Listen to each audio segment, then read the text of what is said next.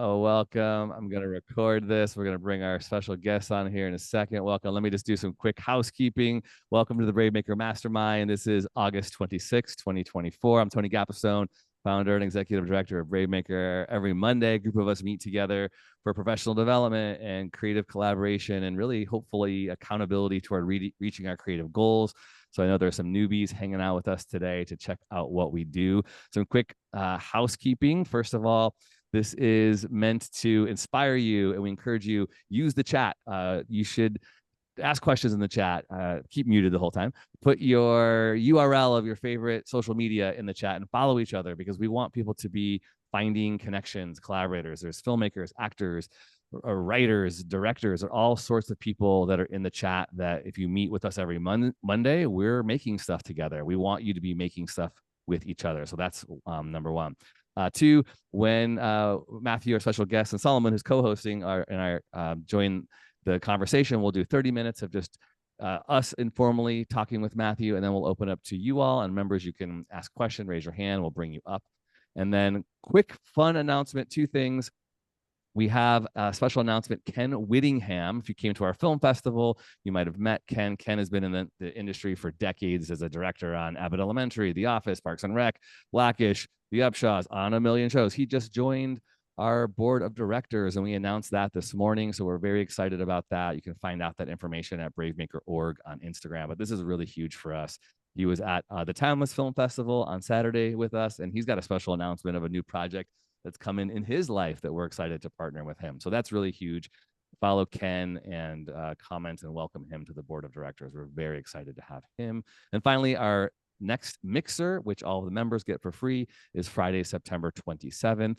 And that is on the bravemaker.com/events page. Remember, if you're a member, you get so many cool free things. In fact, in your email, members, this week, you'll get my behind the scenes commentary for my feature film, Last Chance Charlene, which I'm offering to all the members for free. Okay, without further ado, let me bring in, first of all, my co-host today is Solomon Hughes. Some of you know him. He has been a part of the BraveMaker community for some time. He's an actor and a producer and writer himself. We did a short film together called Sweet Santa Barbara Brown that is doing the film festival circuit. So welcome Solomon Hughes to the BraveMaker Mastermind. Going to ask some questions today. I know you got to leave early, so we're going to make sure you get to jump in there. But our special guest is a creator, a writer, a producer, an EP, a show creator that I got to do some stand-in work in, and also is from Illinois and has a show that he did called Champaign, Illinois, which is freaking funny. You got to check that out. But Mr. Throwback, starring Steph Curry, Bay Area legend and basketball star. Somehow they made a whole show around this guy who only had 6 days to give to the production, which is pretty amazing. So Matthew, welcome. Thank you for your time. Thank you so much for having me. It's an honor to be here. Before everybody jumped on, we were chatting about Illinois stuff, and we both knew this old school record store called The Flip Side. So we got to geek out on that for a little bit, which felt like we were both unreasonably excited about just knowing the name of a store. We both used oh my gosh, it's very exciting. Well, I'll say so Matthew and Solomon and I have some like 1 degree of separation. I got connected as a stand-in for Adam Pally on Mr. Throwback because Solomon and I's mutual friend, Eric, who directed the short film that we both produced, was one of the camera guys on Matthew's show called Mr. Throwback. And Eric said, Tony, the AD is looking for a guy who looks like one of the guys. You could fit it. You are an actor. Do you want to do some stand-in work? I was like, I don't want to do stand-in work, dude. He's like, it pays, whatever, $250 a day. I was like, maybe I do. And then he's like, and it's also starring Steph Curry. I was like, sign me up, get me connected. So that's the long, quick, short, dirty story of how I got to meet Matthew. And I think the reason I met you, Matthew, face to face, you're so busy, you do all these things. You were walking by and you said, does anybody have the Wi-Fi code? We were in the gym. Okay. And I happened to get the Wi-Fi code from a friend that I made there. And I was like, I got the Wi-Fi code. And you brought your brother over. I was like, share. I don't remember that at all. I'm just glad I was nice. You were nice. That's very good. Okay, awesome. You were a great stand-in, by the way. I remember. I do remember that. I do remember saying, like, who is this guy is standing in really well? Like, what is happening? And that's how I remember, because I remember going up to him and being like, dude, You're good at You this. said This is you're like as the kids say, you ate you, it. you I ate understand it. you ate 4 + 4. That's what I said, Oh Tony. my gosh. All right. Well, let's hear your break-in story. Let's hear your break-in story, dude. How'd you get into this wild, wacky industry?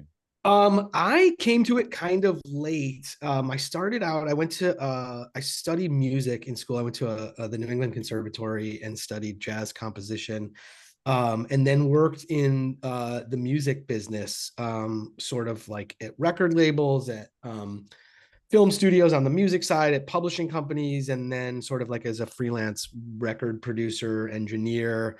And then my brother, who is also my writing partner, who we do everything together except podcasts sometimes, or interviews. He graduated college, so he's like younger than me. He's like almost 8 years younger than me.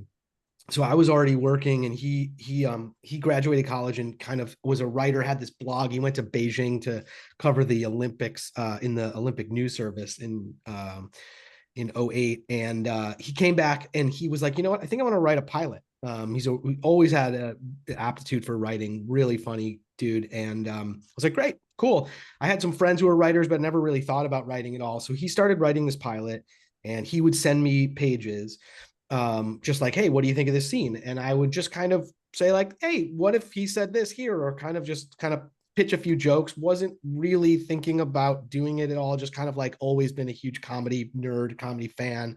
And sort of like, what if this happened? What if this? So it literally morphed from him just sending me pages and me just kind of pitching tweaks to, within like a month, we were spending probably 8 hours on the phone every day, writing it together.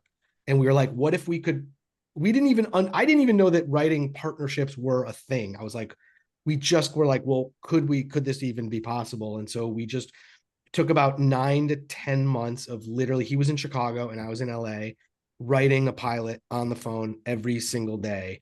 We spent, and we knew one agent, actually also from Chicago, a guy that I sort of knew growing up. He's a little older than me. We weren't friends.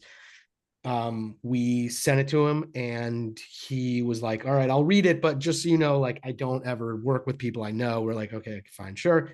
He read it, and like literally the next day he's like, all right, I'm signing you guys. Whoa. So we got an agent off of that first pilot, and also a manager, neither of which we still have. And then I think 5 or 6 weeks later, we got our first job. Off on Robot Chicken.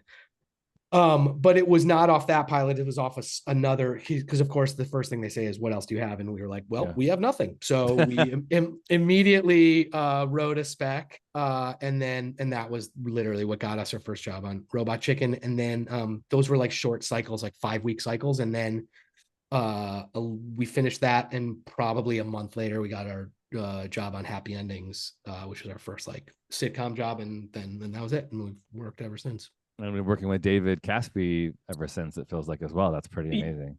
Casp, yeah. We've been working. Well, he also grew up. We also grew up together, and he and I have been best friends since third grade. So that was also one of the reasons we got. Yeah, it all kind. So here's a great piece of advice. When you're in third grade, or you could go back and meet someone who you think might someday be a showrunner and create a show on a network, I would definitely be friends with that person. Taking notes, time travel. Yeah. This is going to be very helpful for everyone. Well, we could have been in the same grade together because we grew up around us. I will try to make sure my time is set to that. Yes, do it. Is it David Casp, not Caspi? It is Casp. Yeah. Okay, I've heard so many people say Caspi. Thank you. You're dead wrong. I was in the elevator with him like hours before I heard a podcast about his pitching Happy Endings and how he read from it. And so I got to ask him, is this true? I just heard on this podcast. He's like, yep, very true. I did that. Yeah. Wild. Yeah. So what I hear you saying is just also asking for what you want, or finding who do you know, because this business is about relationships. So you're saying you knew one agent and you asked him to read, and then it worked out for you. So that's really good. Solomon, I'll turn it over to you. Sure. Awesome. Okay. Yeah. Matthew, I think my big question is, considering all of the changes and just reorientations of this world, of the business, the business of film and TV, what is keeping you optimistic or excited about the future? Not a ton. No, I I guess I there's so much to worry about, and so many of those things we have no control over. I can't control how corporations are gonna decide to present scripted content and merge, and how people are gonna monetize stuff. I have no way of doing that. The only thing I can do is focus on like what I want to do, the stories I want to tell, kind of shows I want to make, and the kind of people I want to be in business with and work with. That really is it. So I tend to sort of like, with my kind of group of friends, with David, and we have another friend, Jordan Cahan, who's a writer who we also grew up with, and my brother, and the actors, we've done a lot of shows with Adam Pally, just the various people. We just kind of are like, well, what else can we make that we're excited about? What can we focus on? Because if you just, I barely read Deadline anymore, honestly, as much as I used to. I truly don't. Like, I just like, I'll once a week, I'll just kind of like just skim through, and it's like, there's so much noise. And truly, like I said, like, I don't know. I also don't believe necessarily in trying to like create stuff for specific, like, oh, someone might want this kind of show. Like, we've been lucky enough to kind of just make this sort of things that we are really passionate about and interested in. And that's all I can do. I find that's where my energy is best spent. And then I play a lot of guitar, and that's really how I stay sane. But yeah, so honestly, I guess long answer, I kind of just focus on like what I want to do, and try and come up, be as creative as I can with the people that I like to be creative with. And it seems like you're creating a lot with those guys, which is really cool. It was fun to watch you on set, all like collaborating, doing your thing.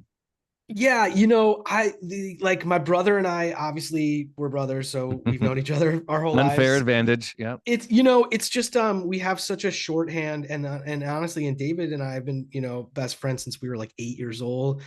Pally, and we've all been working with Adam for like for about 15 years now. So like there really is a shared sensibility, and just a level of trust that is, it's a crutch, but it's also just, I don't know, it makes everything so easy. And honestly, there is that level of like, if Pally wants to, thinks something's funny, like there's just a level of trust. If David, and like, our process is shockingly drama free, right? Even from the writing and shooting and everything, like we just all kind of like all see eye to eye on most stuff. There's like, we have certain areas where we kind of like have our things that we like to focus on, and we all kind of know the other person's thing, and we just kind of like respect it. And I don't know, it's really fun. It's just it's a fun place to live.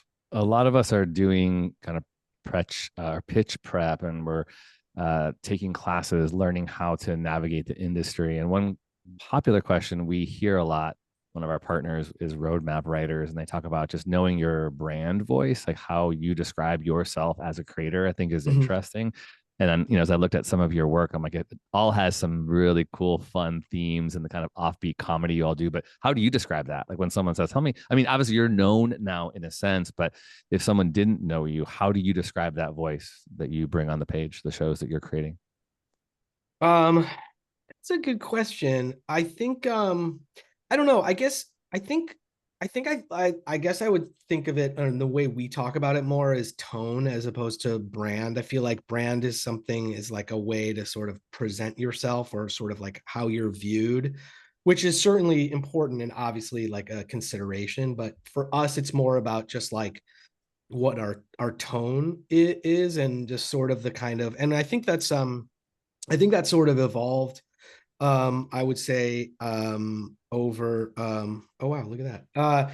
I think that's kind of evolved over time. I think when we started out, like on Happy Endings and stuff, shows like so joke heavy, and like word jokes, and we did that for a long time. And God, Pally looked so young. Oh my gosh, doesn't he? Yeah. Shit. I mean, he still looks great if he's ever Pally, if you ever listen to this, if Pally, no, he's honestly, I think he's gotten handsomer, truthfully. And I mean, I stood in for him, so I feel I mean, very protective of his yeah. brand, of his Yeah. identity. You look more like you could have stood in for him on Champagne than That's kind of true. That's kind of true. I don't know. I think it's a sort of it's an enjoyment of words. I think we like to I think we still sort of enjoy the written word a lot, and sort of like, I think we really try to focus on the ultimate thing that the three of us can say in a room, like when we're writing something, to immediately shut it down. Like if someone pitches something, the one thing that any of us can say that will immediately it'll go away is, I feel like I've seen that before. Mm. Literally the gut check of like, I like it, but I feel like I've seen it before, whether it's a joke, whether it's a story. And obviously, listen, you can't, there's no such thing as a completely new story. There's always, it's a version of something. You're not reinventing the wheel. Like, but if it's a sentiment, if it's a line, if it's just like, that's the one thing we really try. And I'm sure there's certain things that of course we miss because we can't watch everything, but that I feel like is definitely part of it. And I think just sort of like, I don't know, I think now are sort of more character driven, emotion driven, trying to derive story from like actual emotion and character, as opposed to just like plot driven stuff. I don't know, I guess like I guess this just goes to show you I don't really think about that stuff. I'm serious. Like we try to just kind of like whatever we find funny and tonally. And if we're not like selling out the story and the character to get a joke, that's sort of like, that's kind of our, I don't know, I guess that's our thing right now. Well, before I turn over to Solomon, one last tiny question on that same, because there's so much about log lines, and we spend a lot of time crafting our log lines, being told we should craft our log lines, classes, but all my friends in the industry are like, we barely use real legitimate log lines. Is that true? I never think about a log line until a studio or a network like makes us do it. I mean, listen, I think it's important for, you're going to pitch people, and then those people you pitch are going to have to go explain the show to someone else, in order to get things moving. So I think it's important to have like a concise way of describing what your show is. So, in that way, like I like to think of it like if I'm telling another writer like what the show is, I want to have a way that I can explain it like in a way that makes sense to them very clearly. I could be wrong on this. I just don't spend a lot of time thinking about that necessarily. Usually it's like the show is announcing it to press or something, and they're like, hey, do you guys have a log line? And we're like, oh no, okay. Right. And then we like go run into the writer's room and we're like, guys, does anyone have any ideas for a log line? Makes sense. So sorry. No, that's what we're hearing. Okay, good. Solomon. No, just really, I just love your honesty. Matthew, I really appreciate your the way you're talking about like collaborations and working with groups. And I feel like, it's like community can take you so far. And I'm wondering if you have I loved what you said around, like, I feel like I've seen that before. Are there other kind of like fundamentals within your guys' group that you guys like utilize to, obviously keep things fresh and stay connected? That's a good question. I think there probably are. Again, they're so ingrained now because of the length of time that I've known and worked with these people. Like, literally we were talking about like a comedic history that goes back to truly like childhood. So there's so much that is like unspoken. I think trying to keep everything as real as possible now, like, real brands, real like phone numbers that start in 555. Like, I hate that so much. It truly takes me out of any show anytime. I'm rewatching The Sopranos right now, and they're like, and I mean, it's literally, I'm not going to say a bad thing. It's truly, this is being recorded. Great. If anyone wants from The Sopranos, I love it. It's truly inspiring. I've actually had my first break in a very long time. So I've actually like slightly embarrassingly gone through 4.5 seasons in like a week and a half. I'm blazing through. Anyway, but they're like, anytime Tony's like, it's 973-555. Yeah. I'm like, no, it's not. Yeah, it's just not. That is not your number. Yeah. It doesn't exist. Yeah. There's got to be another way to do it, or just don't say a phone number. So like there was a thing on Happy Endings where I think it was the second episode of season 1. There was a band. We tried to do this whole thing where they went to see Hootie and the Blowfish for some reason. We couldn't get it. And it was like, we wanted a real band, and it ended up being this band, like Barefoot Peddler was the name of the band. And we're just like, the reality of it just like takes people out. You're like, you're saying like, oh my God, the biggest band in the world, Barefoot Peddler. Like, no, it's not. I live in this world. That's not real. So I don't know, those types of things. And then I guess just like, I don't know, playing now, we're just sort of into like, again, like really sort of like trying to play things real and like things that, because, you know, again, it's like the things that people are going to relate to for us in a show are not, tricking Steph Curry. I don't know if anyone's seen the show, but it's about a lie. He tells the Steph Curry a lie. And like, I doubt anyone's done that in real life. Maybe they have, maybe you guys have, I don't know. Or like a person of that stature or anything like, but everyone is told a lie or done something where now they can't, it's gone too far and now they can't get out of it because it seems even crazier and the longer it goes. So like finding those sort of like core relatable things, I think for us is like really sort of what we, what we, I guess, kind of hang our hat on a little bit now and really agree on. I don't know if that was your question. I'm sorry. There's no right answer. This is great. I love it. We love this. This is the creative inspiration we need. And Solomon, weren't you watching Sopranos recently too?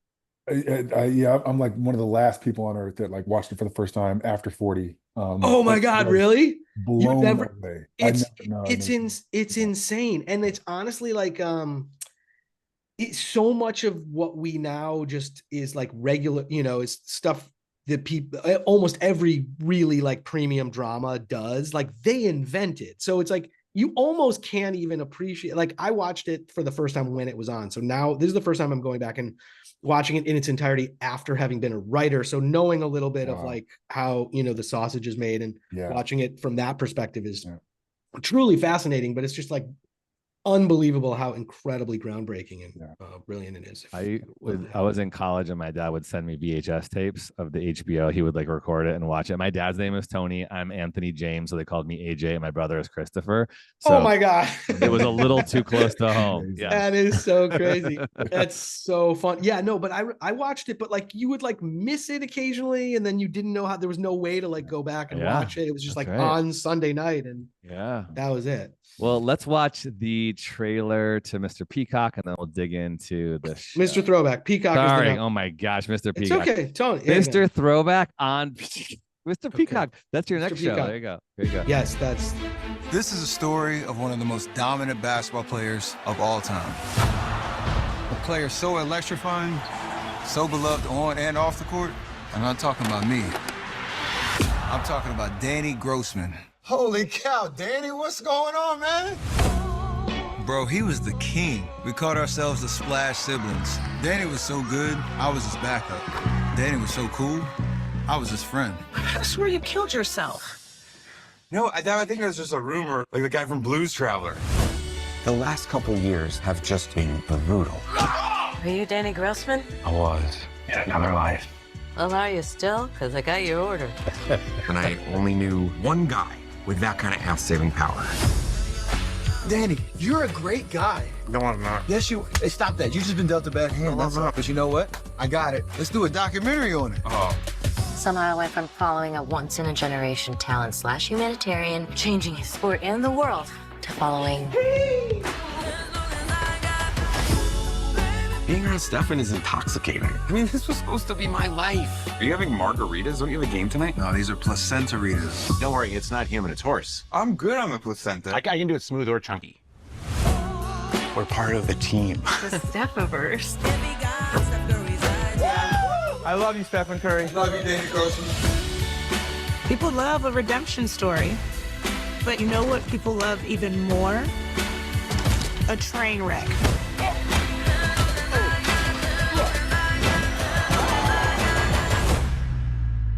Are you comfortable? You feeling good? I feel great. When are you gonna tell Steph the truth about why you're really here?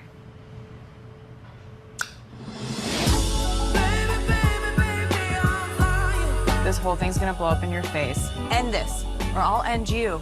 I'm gonna strap one on and I'm gonna salt burn your grave. Jesus Christ. Some good lines in there. I had to explain to my 13-year-old, but it's fine. Sadly, my 13-year-old watched Saltburn when I was home, so I did not have to explain it to her. That is so funny, dude. My wife's like, "This is an MA." I'm like, "It's fine. I was on set. I read a lot of the script. It's fine. It's gonna be fine. It's fine." And it was. It's kind of like a lot of the stuff maybe just goes over people's heads. I gotta say, it was really fun watching people on the Zoom watch that trailer. If you have not watched this, I really enjoyed that. That was a treat. Thank you very much. Did you see some like faces like, "Whoa, placentaritas." Okay. Yeah. No, I saw some, and people seem to react right in the in the right place. Well, let's just jump in. I had a lot of fun on set watching it, which made me feel maybe more connected to it. For sure, you were a part of it. Yeah, it was really fun. I mean, I would get the sides every day, and then I got to meet Frank, the other cameraman. Both Frank and Eric, the cameraman of the show, really the cameraman, were in the show as cameramen. They sure were. So fun. They were So I mean, there's so many questions here, but we have limited time. So I know this was it was a couple years in the making. You freaking shot it in 6 weeks, got it edited within like less than a month for the first episode, and it premiered on Peacock during the freaking Paris Olympics, just in time for the USA basketball team to win the gold. I mean, you could not have made this any better and perfect. So let's hear anything and everything you can tell us about making this and getting it on the air in such a quick time. Yeah, sure. So we sold it like well before, it was like 2022 maybe or something. We long story short is basically Adam and David, Adam Pally, David Cass, and their wives were on Steph Curry wife's game show that was on Max called About Last Night. They had this little like sort of like newlywed game type of thing. They met, they loved each other, and they were like, Steph's producing partner, Eric Payton, reached out to David and Adam and said, Steph wants to do something with you guys or for our production company, not necessarily as an actor, just like, Is that the Unanimous company he has? Unanimous, yes, that's right.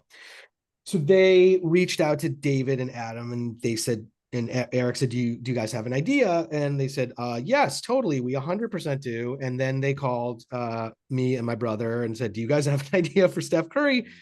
And we sort of had like a tiny nugget of something that we had been kind of talking about that was kind of like a sort of what the premise of the show ended up being. It was slightly different, but essentially the sort of kernel of it. The four of us got on a Zoom and basically figured this thing out in like 45 minutes. We kind of had cracked like the whole pilot and most of this arc of the season and kind of like the hook of it. And the thing we all agreed on is this is really only something that we would truly want to do if Steph would be in it, because that was sort of like how the show was crafted. We were like, this is there's Adam Pally and his old friend Steph Curry, and what a great thing. And somehow he agreed. So we went out and pitched it, and during the process, we were, I think we pitched to like 8 places. And Steph was like, okay, great. So you're pitching to 8 places. He's like, I can give, his people were like, Steph has 1 hour to give you for the pitches. So we're like, okay, great. So we'll pick 2 places, like whatever the sort of like high, I mean, they're all, there aren't that many places. So we're like, we'll pick 2 and he'll come to that. And then we're like, wait a second, no, why don't we shoot a little teaser, like a little intro video with Steph? We'll take that hour and actually shoot something. So we flew up to the Bay Area and went and just shot this little teaser with Steph, and where he's sort of like talking to the camera and saying like how excited he is about this project and how much he loves us and blah, blah, blah. And we did one of those things where we dubbed his voice, saying that like it would be like and and Peacock is my favorite network, Oh my like, gosh. and we changed it for every single place, and we would play the video. It was all Zoom pitches, so we would play the video for them beforehand, and then so we ended up selling it a bunch of places, landing it at Peacock, which we knew made the most sense. His company has a deal at Universal, and it just was like they were the most excited about it, I think. And then also we sort of knew they would have the Olympics, and it seemed like, I mean, then we sort of had to sit around. We actually turned in the first draft of the pilot to the studio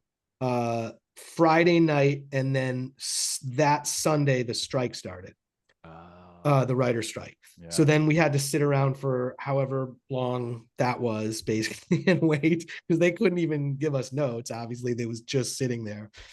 And so we really got started kind of like going after that. And and then we kept saying like, hey guys, like, and they, I mean, I'm sure this was part of their plan too, but they hadn't necessarily like told us that, this seems like a perfect thing to put out during the Olympics. So they picked it up and they were like, okay, I don't even remember. Oh, I do know when it was. It was in February of last year. No, of this year. Yes, February of this year. February of this year, they picked it up and they were like, you're going to do 6. And the reason it's 6 is because we want you to write and produce and edit and put this out during the Olympics, which is an incredibly accelerated, crazy schedule. And so we hit the ground running, and we did. Dude, knocked it out. Such a fun show. And the fact that, again, you only had, so hear this, everybody, they had Steph for 6 days only. We actually only had him for 5 days. 5? So we shot 6 in San Francisco, but the 6th day was like a pickup of like a bunch of other stuff. So we shot. So only 5 real days with Steph, 6 days in San Francisco. And I remember, this is so funny because I have some inside information. One day, you're dealing with an athlete who's preparing to go to the Olympics. So you're working around this redonkulous schedule. And one day, I think at like 9 o'clock at night, we got told our call time was one time, and then it was like, no, it's shifting to another time. We got like a call sheet at midnight because he's got to practice for the Olympics, like hours at a time in the middle of shooting the show, right? I mean, the fact that he was able to pull that off and pull it off well, and you were able all to do that is like miraculous. Thank you. Yeah, he would mostly train in the morning. A couple days he left at lunch and would go work out. And these are not like, I went to one of the workouts. This is not like a human workout. Yeah. This is like truly the craziest thing you can imagine. You'd see how he performs. He works out that hard. It's nuts. So yeah, we shot 6 weeks in Chicago. Almost everything, most of it, everything else that he's not in, we shot in Chicago, except for 1 day's worth we picked up in San Francisco. And then how many, just out of curiosity, how many people have seen the show on the show of hands? Looks like somebody's on episode 4. Okay, somebody binged it. Got it. Okay, great. So he's in, I mean, I don't have to tell you guys, like he's in the show. Like it feels like it's not like he's just like, he's very much a part of the show. So he was incredibly generous with his time. We shot, 10, 12-hour days every day with him.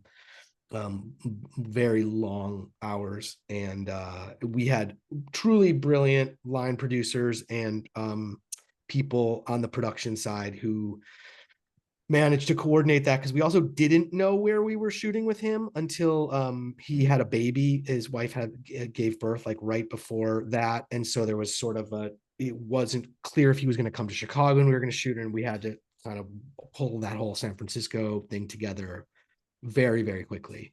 But he was incredibly generous with his time, and honestly, our production team was, I genuinely don't know how they did it. I mean, I really actually don't know how they did it. I don't know how any of that stuff works. They're incredible, and they made it all possible. But yeah, it was certainly it definitely was a challenge. It looks great. It's a fun watch. And all of us, a lot of people on this are Bay Area makers, many of them. We have a Chicago, George is in Chicago here on the call. So it's so cool. And I had a lot of fun, and I'll open it up to questions here in a second. Last thing I guess I want to know is kind of like more personal is I heard you all talking on another interview. I mean, you're all family people, you know, and I'm a family guy. I have 3 teen daughters, Oh, and wow. I've been in this industry for quite some time. And, you know, the teen years are tough. And I'm, you know, I have one going to college, and I'm trying to balance like the fiscal, you know, reality of living as an artist and a creative, as well as being a parent. So you were gone for quite some time. I heard you all talking about like being away from your families, and Yeah. I just would love to hear any thoughts you have about the juggle, which is real. Like, how do you manage that? How do you and your partner, and, you know, figure that out? It's tough. It's tough. I mean, my wife is amazing. She had to really pick up a lot of slack. My kids are 13 and 11. The most of it, they were still, I mean, they were home. I was in Chicago, and they were here. They came out a couple times. Like I said, I'm from Chicago, so we have family there. They love it there. So they came out a little bit, one like for a week during pre-production, and then like one other time I flew back a couple long weekends.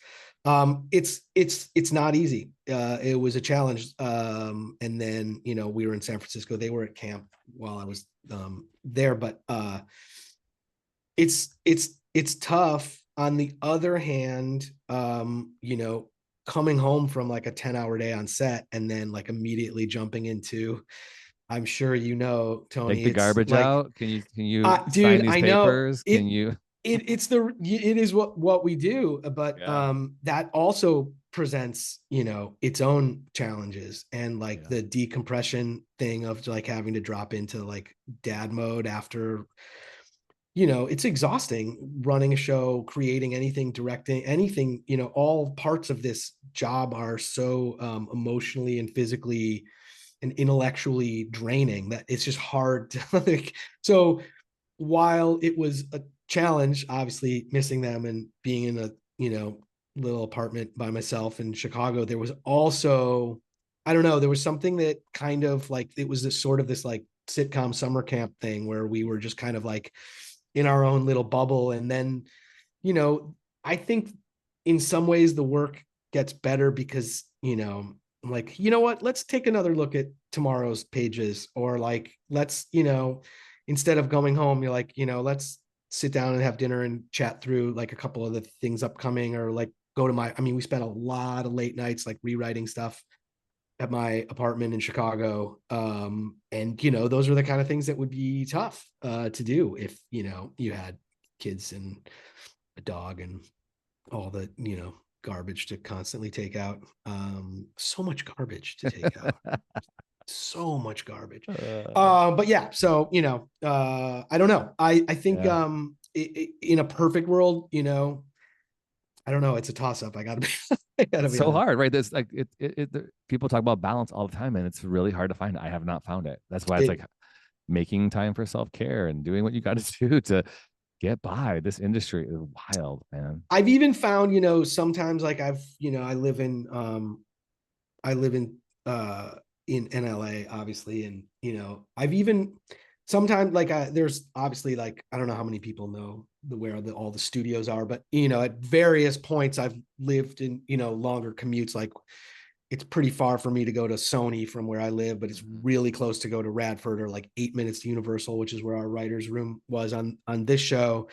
And a lot of times people are like, wow, that's great, you're so close to like God, you work at Radford, that's like 4 minutes away, or university. But sometimes I actually like because especially on the, not on the way there necessarily, but sometimes like if I leave the room and like having like a 30 to 40 minute just kind of like sit in my car, and like I find that I can sometimes like drop into the world, like my household, a little bit better after just like having a little bit of time, because it almost is like it's so fast that you're just like, whoa. And it really is important. I don't feel guilty about needing like some time to just kind of like zone out for a sec. So Well, I know you're total music. We're going to open up for questions. Everybody, members, get ready. Raise your hand. Get your questions ready. We have about 15 more minutes. But I know you're such a music person. My therapist, I live very close from my house to my office. My therapist was like, you need to leave earlier and take a longer route home, and you need to have a playlist. Like, yeah, what's your decompression playlist? And get those 4 songs, 5 songs, gives you 15 minutes. to get out of that mindset and ready to go home, because if I'm like leaving my office, and usually I'm always like to the very last minute trying to do as much as I can right before I got to be home, and then I'm home and I am not in the right mindset. So I've had to like, okay, cut work off earlier, try to take a longer commute, and the music and finding those songs have really, really been helpful for me. I find playing, I mean, I play guitar, so that to me is like incredibly therapeutic. A lot of times I'll just come home and like close the door, like just like play guitar for 10 or 15 minutes, because that actually, you really can't think about anything else, even just like the spin, like that story thing you're trying to figure out or whatever. And in a good way, that is, I find, very helpful to me, because truly when you're doing something like that, like it's really the only thing you can be thinking about. And that's like a nice little break from my brain. I hear you also saying having something else besides our writing or our filmmaking or our creating, like you need to be a full human being, right? Like to have something else in your life. You don't need to, but I think it's helpful. All right, questions. Otherwise, I got questions on pitching. If anybody wants to throw up some hands. Okay, Jennifer Marie from LA, we're bringing you up. What you got, Jennifer? Welcome. Hi. Hey, I think you're kind of near me too, Matthew. I'm in Sherman Oaks, but when you said you were close to CBS Radford, I was like, I'm in Studio City, baby. Okay, yeah, so we're neighbors. Yes. Yes, yeah. First of all, thank you, Tony. But I need to let you know this. Did I raise my hand down? Okay, good. Yeah. This show was so funny. I'm so happy that you guys made this. It sounds insane, but the joy that it brought me was incredible. It's like a automatic classic where you can go back and watch it multiple times. I'm going to summarize how much I loved it so I can get to the question, but that's so sweet. Genuinely loved it. It was so funny. I laugh a lot, but I don't laugh at a lot of shows. But this show gave me like Office vibes. It gave me Schitt's Creek vibes. And those are shows that I can watch over and over and over and over and over. So my really quick question, because it was so good, I'm like, and I just heard all this. I had no idea you guys cram session this. And then it turned out to be this great. It's amazing to hear. And I would love to know how would, because I do comedy, I do stand-up, and I also, do a whole lot of other fun stuff. But how, with all these funny people in the same space, you guys being hilarious and friends, then Steph pops up, who I'm a Golden State fan, even though I live in LA. But I know he's great. I know his work ethic is amazing. So you were truly blessed, because I knew that he could shoot something in 5 days. All the multitasking jokes you guys did had me crying. So how did that look? Like, did you rehearse? Did you do table reads? How were you guys able to bring it together so fast that everybody be good? Like, what was that like on set or even at the rehearsals? Yeah, great question. Well, first of all, thank you. That is truly, I know a lot of people say that, like, it truly touches me that it meant that much to you and you love the show. So thank you very much for watching. I think, well, there's a couple of parts of the question. So we had table reads, but they were very, they were all Zoom table reads. We were in pre-production in Chicago.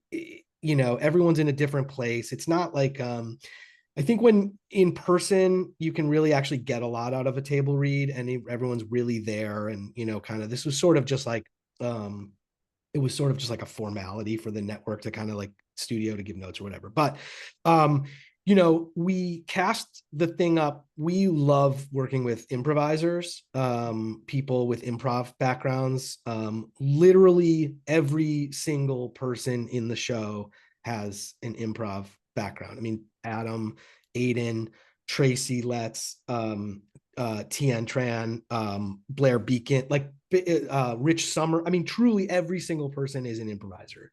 So what that gets you, I think, and the show is just, to be fair, incredibly tightly scripted. I mean, almost every, like, there's definitely some improv in the show, but it was very, very tightly scripted. But what that improv background does get you, and why we were intent on casting this thing, I mean, we cast everything with improvisers, we just love them, but like, we knew that there's like a flexibility and an agility that you get with those people, because they're literally used to getting on stage with nothing and creating something in front of an audience in a high pressure situation.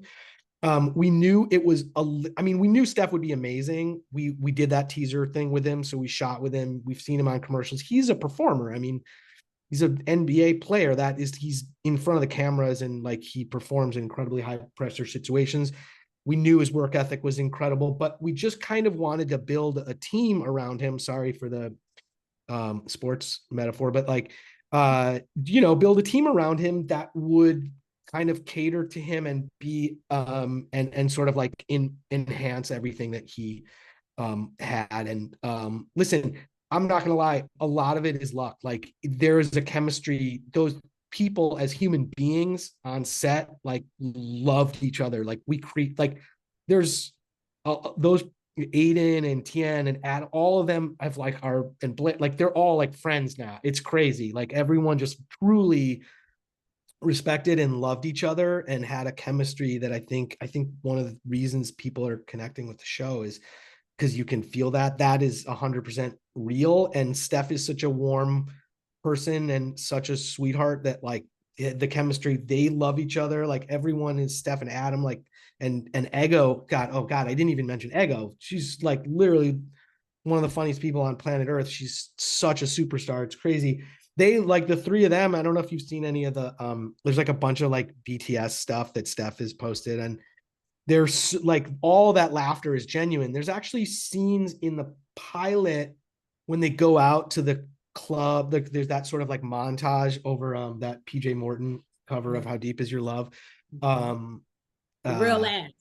Was that? Yeah. The real ass. I could tell. Yes. I could tell. There's stuff that we put in the montage where they broke. They broke. They were like doing a scene and they broke, and we just used pieces of it because it was real. And that, so a lot, I think that comes through, I think that's one of the reasons that people are, sorry, that's such a long answer. Well, I'm glad you gave a long answer. Thank you. Yes, no apologies. This is so good. So I know Jennifer is an actor and a comedian, a filmmaker, and I think all of us on here too. It's a good reminder. Like BraveMaker does these acting classes, and we always do improv, and it's really hard. I'm an actor too. Sometimes it's intimidating, it's scary, but I hear you saying this, and I hear so many filmmakers say an actor with improv abilities, it just levels up the skill in the game. Like you can throw things at them. You can throw an alternative line or piece of dialogue, and they can run with it. And actors, if you feel a little bit intimidated by improv, that means push yourself, get out of your comfort zone and go for it, because it will only benefit you. And it sounds like, Matthew, you're saying you wanted to work with people who had that type of skill. So I love that. So good question, Jennifer. I do definitely want that. I mean, everyone we've always worked with is sort of like has improv skills. That being said, I don't necessarily want someone to come in and immediately change the words, like to show that they can improv. Just as a heads up for anyone auditioning or whatever. But always say the lines on the page. Yeah, right? yeah. Say the lines. Always. And honestly, 95% of the time, we always, the rule is like, get what's on the page and then let's try, something else. Or we try something in rehearsal. I would do this with a lot of people, like, especially, there were a lot of scenes with Tracy Letts where, I don't know if people know this, but he's a Pulitzer Prize winning playwright. He wrote August Osage County, and he also has won a Tony or a couple on Broadway. So literally like a Pulitzer Prize winning writer. So a lot of times we'd be like, hey, what's a better way to say this? Like this line, like, and he'd be like, or just like, can you try something else instead of this word? I remember specifically a couple things. One, in the diner, he tells Danny that he used to celebrate their wins with a little too much brio. That was literally him. Then when he when he runs into the house and has to use the bathroom, he literally would say a different line every single time for having to use the bathroom. There's so many moments.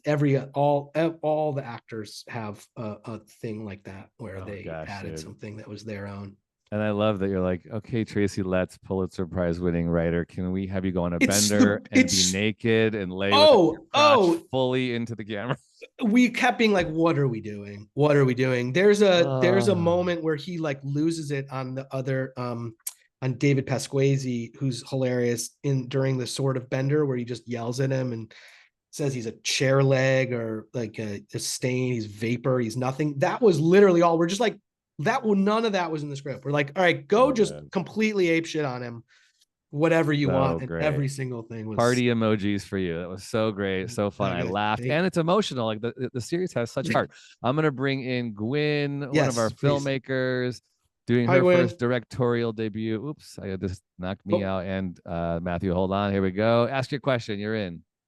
Hi, Matthew. I'm really curious, after doing such a sprint, right, to get this thing done, how did you recover from that as a human and as a creative person, and what's coming up for you next? Such a good question. Both things are great questions. So we wrapped on June 30th, I think was our last day. And then we were in post. We edited every single day from 7 a.m. to about 10 p.m., including weekends, for like a month straight. So luckily, I mean, most cases, post is now all done on Zoom. It was all remote. But that would just mean like I would get up at 6:45, have a cup of coffee, and just, be edited. The three of us were just like in post all day and then mix or whatever. So it was like truly, and we locked our last episode. We had the last sound mix of our last episode 7 days before the show aired, which was insane. I think I mentioned it earlier. I've been watching The Sopranos. I got COVID pretty fast. And you did. Yeah, which is like, honestly, kind of it's a blessing. And it's like, it kind of just gave me I have a hard time like fully unwinding and not feeling guilty for like truly just relaxing. My wife is incredibly supportive of me and like encourages me to like truly try to relax. But it did. So I was like in bed for, I don't know, 6 days. So that was like, I was kind of like, this is what I should be doing. Didn't feel great, but now I'm kind of blazing through The Sopranos and yeah, just trying to like, there's always like something kind of cooking in terms of things that are next. My brother and I have we have a feature we're trying to finish script and a couple other ideas. We're supervising a couple of projects for some younger writers and a couple other things, but I don't know, kind of hoping that we won't have to do any of that because we'll just get a season 2 of Mr. Throwback and have to jump right back into that. I mean, that would be that's what I hope. Let's go. Come back to the Bay. Come on. God, we had the best time there. That was so fun. We had such a nice time there. I love it there. It's just beautiful. Gwyn, I hear you too. And, I hear Matthew just like, like getting sleep sometimes, like literally after I did my feature film, I was like, I'm getting a massage like the day after. And I tried to like clear my schedule as much as I could. I'm not always good at that kind of stuff. Even after the film festival, just going like, I need days to recover, even though you have to clean up and you have to go into post. It's really hard, but I think anything you can do to clear out your schedule and do something for your body, like physically, emotionally, or, whatever, I think is super important. So I mean, it's a total cliche, but like, I do find personally that like not my best, but like I get ideas all the time, whether I'm like actively thinking about them or not. I mean, I'm always like I'm processing something like don't feel guilty like binging The Sopranos. Like that is education. That's there's truly, watching TV, going to the movies, like driving around, talking to whatever, like we get as, filmmakers and artists, like you get inspiration and ideas from anywhere. And honestly, like truly just driving in my car, listening to music, or it's just things will just pop. So you're never not really, if your trade is ideas, like you're getting them from everywhere and they can come at any time. So never feel, I mean, obviously if you have to physically write something, if you're in the process of writing something, like you just have to do the work. But if you're at this point, when you're kind of like in the brainstorming session, or honestly, even if you are writing, like sometimes you're stuck on something and I'll be in the middle of a script and be like, wasn't even actively thinking about it. I'm just like, oh, I know how to solve this scene, or like, I know where this character should, so I don't know. I guess I'm encouraging people to just take it easy. Good question, Gwen. Thank you so much. And Gwen, put your fundraising link in the chat. Everybody, Gwen is raising money for her directorial debut, so support that's her awesome. short. Congratulations. Last question for you, just pitching, do's and don'ts, things that have really, you've learned along the way. A lot of Zoom pitchings happening, but things like, okay, don't bring props or don't whatever. Don't be weird, obviously, but any practical tips? A lot of us are pitching, trying to raise money, and we want to get into those rooms and pitch our own show someday. Yeah, I mean, it's a little different. I think you said like Zoom is a sort of different animal. The one thing, because I talk about this with a lot of friends who are executives or people I know, enemies who are executives. Like just people, it's a question I like to ask when we're like, meeting people, is just like, tell me, like, what do you like to hear? What do you not like to hear? Like what's the vibe now on Zoom?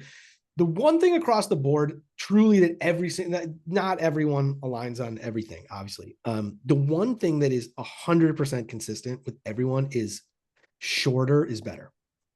Like, people just don't want to sit on a 20-minute Zoom pitch. It's just too long.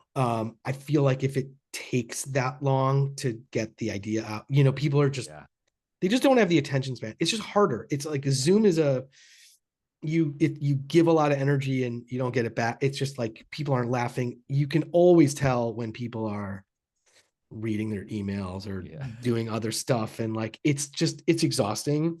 Obviously not the case at all here. This has been, I've only checked my email twice. We're fine. It's fine. I've been watching a film. Actually, I'm on episode 4 He's like, of I'm The on Sopranos. episode 3 of The Sopranos. This headphone is Sopranos, and this is you, Tony. So I'm very good at. I don't know if you noticed my eyes just going all over the. No, I think keep it short. Is very important. I mean, obviously we had this teaser video that we shot as like an intro to the thing. That was only because we had Steph Curry. Typically I wouldn't necessarily say that. I mean, I think the only other sort of general thing about pitching that I would say is true now and always has been is just like relating the material to you. I think you've probably heard this from every single writer. Great. Because it is like, for better or worse, people want to know why you are the person that has to tell this story.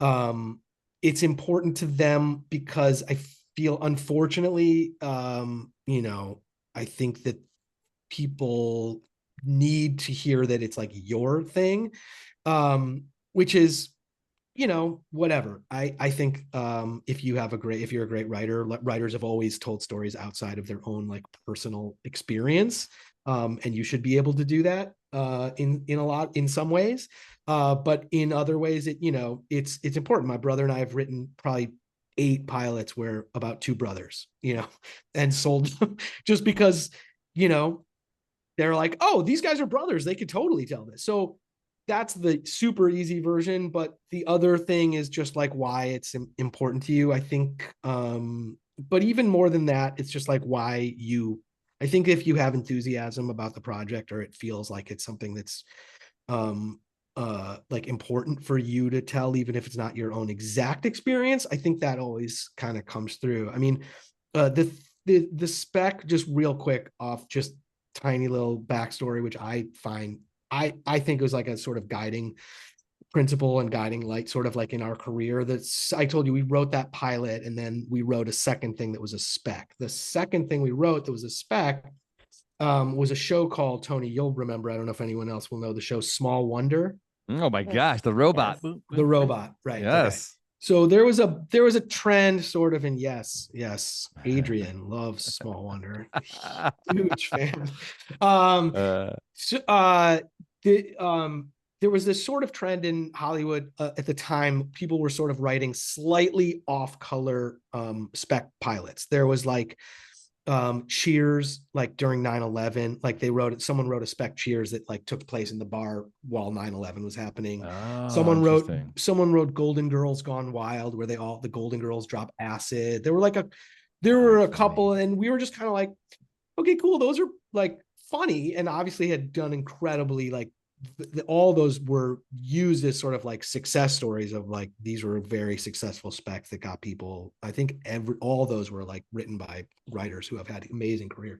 But we were just like, what if we just went fucking crazy and wrote like borderline unproducible NC-17 version of A Small Wonder. So we just kind of like, it just float. We wrote it in like 4 days. Wrote an absolute. It's probably floating around. I think people have told me they can have found it.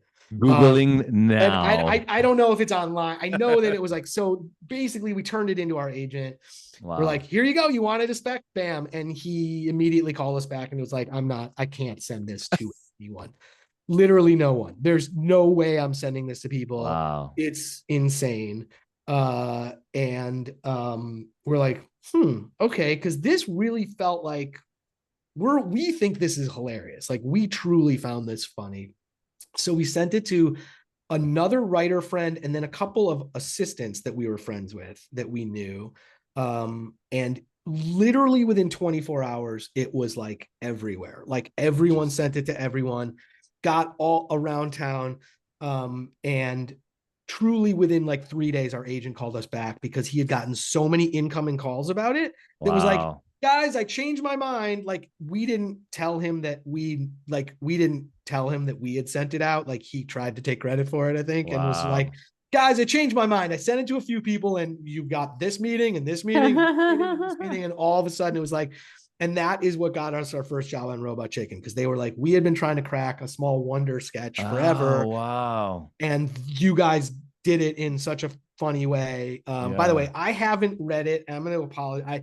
It's been a long time, so I don't know if it holds up. I don't think there's anything that would like get me kicked out of the business. You're like, don't cancel me. It's aggressive. It is definitely aggressive, especially if people are sensitive to robot stuff. I don't know if that's a thing. Robots and NC-17. NC-17. It's wild. Anyway, so that is, I guess, the one thing I will say in terms of, because I don't know anything, but like in terms of advice, like, and same thing, and this does tie back into pitching. It's like, we felt very strongly that this was funny, regardless of like being told, like, now that's not to say don't listen to your agents, because they definitely know what they're doing in a lot of ways. But in this case, like, we were like, we really think this is funny. And it ended up being the thing that truly like gave us our start in our career. So good, man. Take creative risks. You took a creative risk. Yeah, we took a risk, and it was just something we believed in and we thought was great. So, and we found funny. And if you're, especially for those people doing comedy, and honestly for anything, like, if you believe in it, I think that really does come through in the like authenticity and genuineness of the material. Like, people, I do think, really respond to that. So that would be my only pitch advice.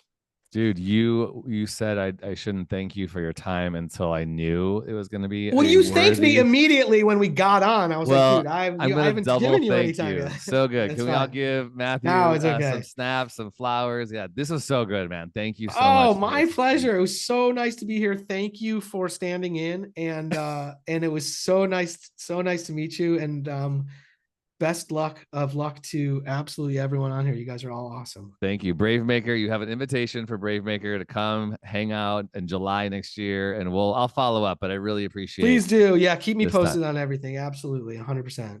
Cool. All right, dude. Good luck to you. Everybody else, I'm going to stay on for a few minutes and tell you a little bit about some next things that are coming up. But Matthew, you're amazing. Thank you so much. And oh my God. Thank you guys so much. All right. Awesome. Thank you guys. Take care. See you.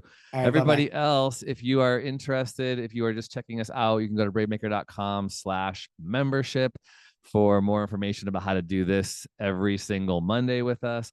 We will not meet on Labor Day, so go create something, go to a cafe, go watch a movie, get a massage, do something inspiring for you. We also want you to make sure you have our Halloween party on your calendar. Members get 50% off that. There's so many things coming in the membership email with discounts and free things, and my behind the scenes director's cut of Last Chance Charlene for members in the members email. So check that out and donate to Gwyn's film. Gwyn, did you put the link in there? I'm looking in it. Did you? Maybe. Yes, very top. I'm gonna copy it and do it again because we want to make films, and you can also get a producer credit or executive producer credit if you give a certain amount. Okay, if I can help you in any way, I always like to tell you I'm here. I want to see your projects be made. BraveMaker can fiscally sponsor you, help you raise your funds, and get tax write-off. We have a production company, production team. We have an acting school, all the things. We are here to make stuff and tell stories. Okay, all right. If anybody has any questions, let me know. Otherwise, thanks everybody, and we'll see you 2 weeks from today. Good to see you, Dashel and Raquel and Grace, who joined for the first time. Really appreciate it. Isha as well. Thank you so much. Thank you, Tony. Bye-bye. You're welcome. See ya. Hi, Dashel. Have a good day, a good week. Let's follow up, okay? I think you froze. Bye-bye.